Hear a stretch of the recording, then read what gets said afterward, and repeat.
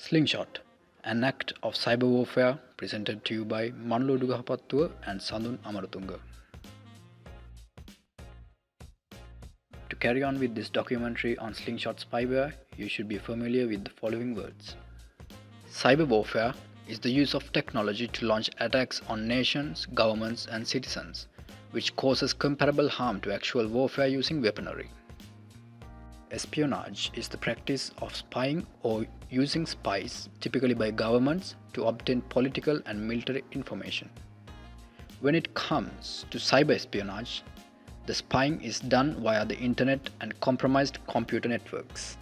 Sabotage is the act of deliberately destroying, damaging, or obstructing, especially for political or military advantage. Let's see what Slingshot Spyware is.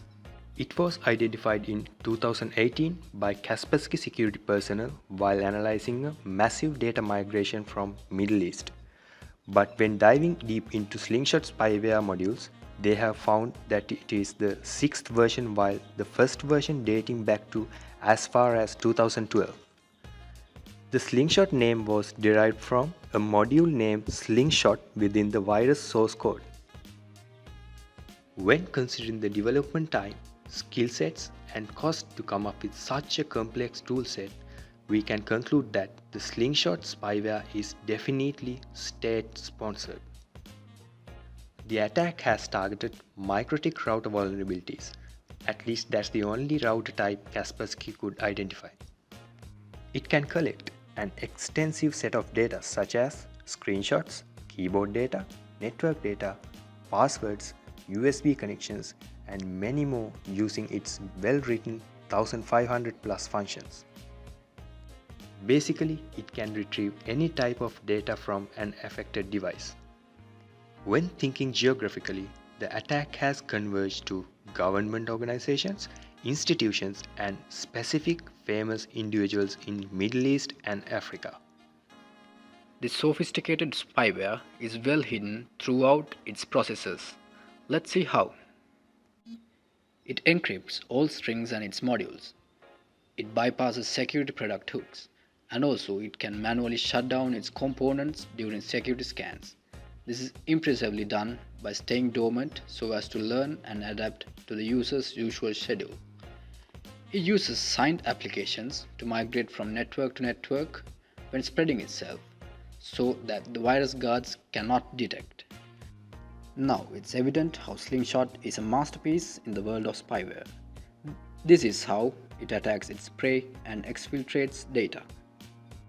First, Slingshot replaces the IPv4.dll file in the compromised router and then lies dormant till users connect. Then, when a user connects, it replaces the CSE-srv.dll file with a file with the same name and size. Two huge malicious modules get downloaded along with the other several small modules in the background.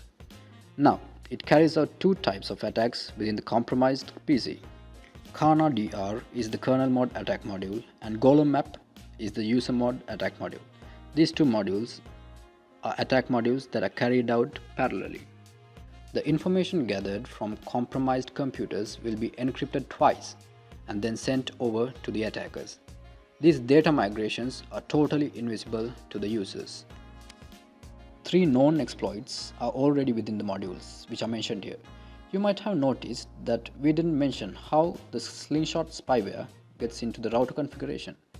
This is because not even the Kaspersky personnel could find how. Thus, a 0-day attack should also be present within Slingshot. It's not easy remediating or even finding this spyware attack. But keeping all your softwares updated, using router firewalls, using anomaly behavior based detection and endpoint detection might keep you safe, at least up to a certain extent. That's all about this beautifully written piece of malware. If you have any questions, we'd love to answer. Just drop us an email. Thank you very much.